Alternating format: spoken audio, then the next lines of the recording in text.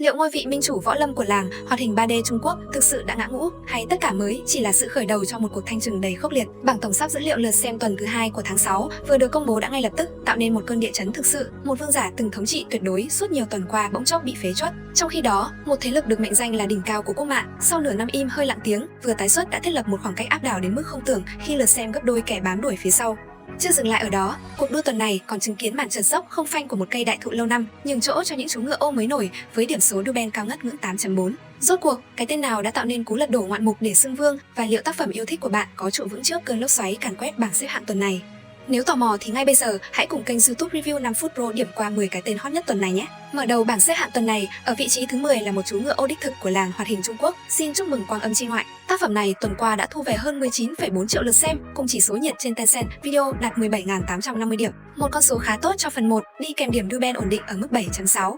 Sự hút của bộ phim tăng vọt là nhờ màn kết thúc vô cùng chấn động của phần 1 vào tuần trước. Tiếng chuông thất tiết vang lên, tuyên cáo Thất Huyết Đồng chính thức toàn diện tuyên chiến với Hải Thi tộc. Ngay lập tức, phía nhà sản xuất đã khiến fan phấn khích khi thông báo phần 2 sẽ được kết nối liền mạch và nâng cấp thành bản niên phiên chiếu suốt năm với thời lượng lên tới 52 tập.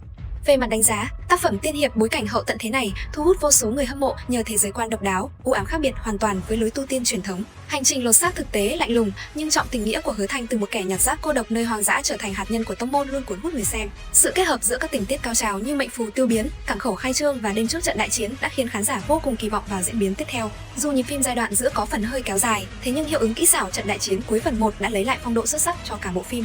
Tạm biệt không khí u ám của Quang Âm Chi Ngoại, nhỉnh hơn một chút và cán đích ở vị trí thứ 9 là Mục Thần Ký với gần 19,9 triệu lượt xem và chỉ số nhiệt đạt 18.200 cùng điểm Duben là 7.5.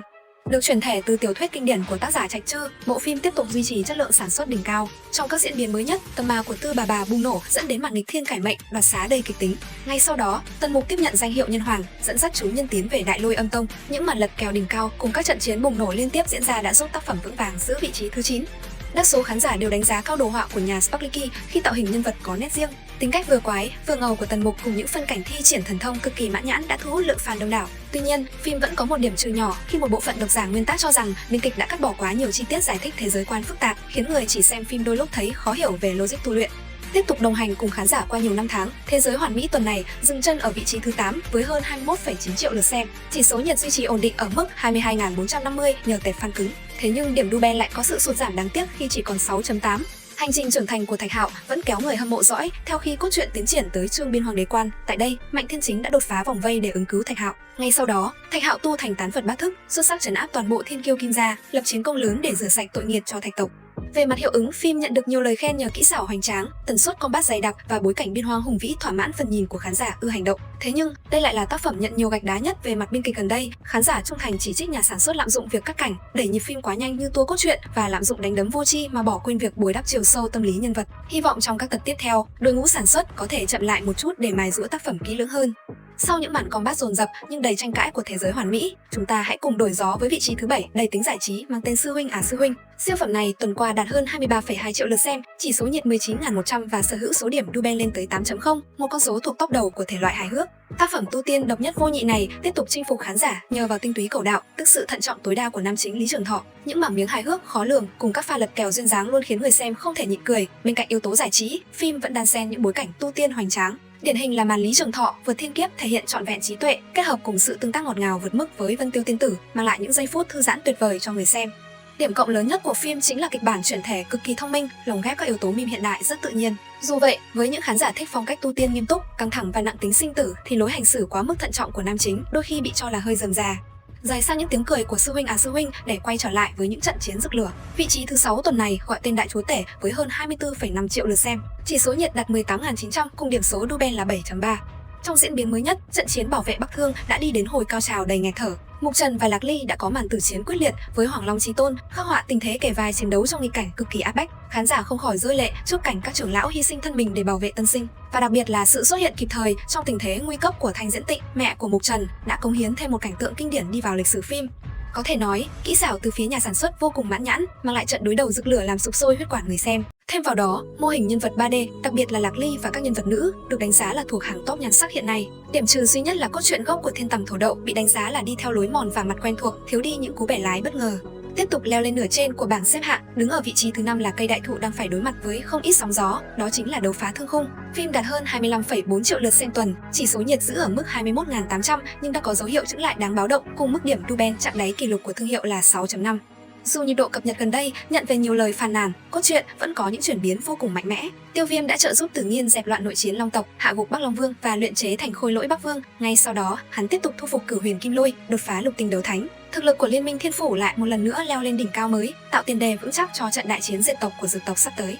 Về mặt tích cực, các phân cảnh hoành tráng như hàng phục dị hỏa hay đột phá cảnh giới vẫn giữ được độ cháy đặc trưng của một bộ sảng văn đời đầu. Tuy nhiên, khán giả lại vô cùng phẫn nộ với tạo hình nhân vật ngày càng xuống dốc, chuyển động bị cứng đơ và nhịp độ kéo dài lê thê nhằm mục đích vắt sữa của nhà sản xuất. Có thể nói, sự sụt giảm nhiệt độ liên tục là minh chứng rõ nhất cho sự quay lưng của người hâm mộ cũ.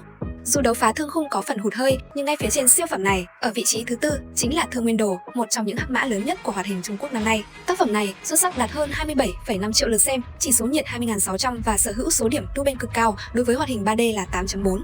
Trong các tập mới nhất, trận đại chiến tại Vương đô đã toàn diện bùng nổ, rực lửa đến mức nghẹt thở. Bên cạnh khoảnh khắc Mạnh Xuyên lĩnh hội lôi đình chi đạo làm kinh ngạc toàn trường, thì thân phận và lập trường đầy bí ẩn của Trường Lạc Hoàng hậu cũng đẩy sự kịch tính lên cao trào. Cốt truyện chặt chẽ cùng chất lượng sản xuất đỉnh cao đã giúp tác phẩm gặt hái thành công lớn cả về danh tiếng lẫn độ thảo luận.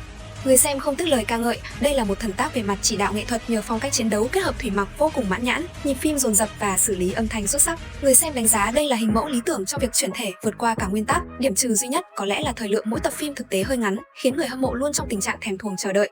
Vượt qua cả Thương Nguyên Đồ để bước chân vào top 3 dẫn đầu, chúng ta chào đón sự bứt phá ngoạn mục của phiên bản 3D hoàn toàn mới, Trạch Thiên Ký. Với hơn 30,9 triệu lượt xem, chỉ số nhiệt 19.500, cùng điểm Ruben đạt 7.2, sự trở lại lần này khiến các fan lâu năm vô cùng phấn khích. Nhờ chất lượng hình ảnh được nâng cấp toàn diện và cốt truyện bám sát nguyên tắc hơn, diễn biến mới nhất khi chu viên bí cảnh mở ra đã kéo theo sắc cơ bủa vây từ phía. Trần Trường Sinh và Từ Hữu Dung cùng đồng hành vượt qua hiểm cảnh, phân cảnh hai người nắm tay nhau tại vách núi định mệnh, cùng sự dịu dàng ẩn giấu qua chiếc kẹo hồ lô đã được khắc họa vô cùng tinh tế, làm dịu bớt bầu không khí căng thẳng của cuộc chiến. Việc chuyển đổi từ phong cách 2D truyền thống sang 3D nhận được nhiều phản hồi tích cực nhờ mô hình gương mặt nhân vật thanh thoát, giữ được nét thanh nhã đúng tinh thần văn chương của Miêu Nị. Dù vậy, một số phân cảnh hành động chiến đấu bị đánh giá là hơi thiếu lực, thiên về trình diễn phép thuật hơn là va chạm vật lý chân thực. Kế đến, chấp nhận nhường lại ngôi vương và lùi về vị trí thứ hai trong tiếc nuối chính là Tiên Nghịch. Bộ phim sở hữu hơn 41,8 triệu lượt xem tuần, chỉ số nhiệt cực cao 24.100 và điểm Ruben tăng trưởng mạnh mẽ lên tới 8.1. Con đường nghịch thiên cải mệnh của Vương Lâm luôn tràn đầy sự bi tráng và nhiệt huyết. Trải qua 60 năm tại lôi ngục, hắn chính thức niết bàn chúng sinh, đúc lại lôi linh chi thể thành công. Khi Thiên Nghịch Châu ngũ hành viên mãn, cũng là lúc luân hồi chi môn được mở ra. Đặc biệt, tạo hình mới với mái tóc đen và bạch bào xuất hiện đầy kinh diễm đã khiến vô số khán giả phải thốt lên hai chữ phong thần. Dù tạm thời lùi về vị trí thứ hai, nhưng sức hút của Vương Lâm chưa bao giờ hạ nhiệt. Khán giả hết lời khen ngợi tính cách quyết đoán, sát phạt quyết đoán không thánh mẫu của nam chính. Nhịp phim nhanh gọn, giải quyết mâu thuẫn triệt để đồ họa của Fox phim ngày càng lên tay rõ rệt. Tuy nhiên, nhịp phim quá nhanh đôi khi khiến các tình tiết phụ và chiều sâu cảm xúc của một số nhân vật phụ bị lướt qua quá nhanh, làm giảm đi tính bi tráng của nguyên tắc. Và cuối cùng, không ngoài dự đoán, ngôi vị quán quân tối cao của hoạt hình Trung Quốc tuần này đã gọi tên Phàm Nhân Tu Tiên Truyện, tác phẩm dẫn đầu với khoảng cách hoàn toàn áp đảo khi thu về hơn 93,1 triệu lượt xem, tức là gần như gấp đôi vị trí thứ hai. Đi kèm chỉ số nhiệt thống trị tuyệt đối 27.500 và điểm Ruben chạm ngưỡng đỉnh lưu là 8.5. Được mệnh danh là đỉnh cao của quốc mạng, bộ phim đã chứng minh năng lực thống trị bằng chính thực lực của mình sau nửa năm tạm dừng. Sự trở lại mạnh mẽ này mang đến cảnh tượng Hàn Lập hội ngộ những người bạn cũ tại Hoàng Phong Cốc, phân cảnh chạm đúng vào tuyến lệ và lấy đi nước mắt của vô số người hâm mộ lâu năm. Khán giả khó tính nhất cũng phải ngả mũ trước công nghệ bắt chuyển động, motion capture, đỉnh cao của Vạn Duy Mỹ Đạo. Từng cái nhíu mày, ánh mắt cảnh giác hay nụ cười đầy ẩn ý của Hàn Lập đều chân thực như người thật. Kịch bản logic chặt chẽ, đề cao sự sinh tồn khắc nghiệt của thế giới tu tiên, dù tiết tấu phim đi theo hướng chậm rãi, chú trọng vào đấu trí hơn là combat dồn dập, có thể không hợp với người thích nhịp độ nhanh, nhưng đây vẫn là tác phẩm ngồi vững trên ngôi vị đỉnh lưu không thể lay chuyển của mình.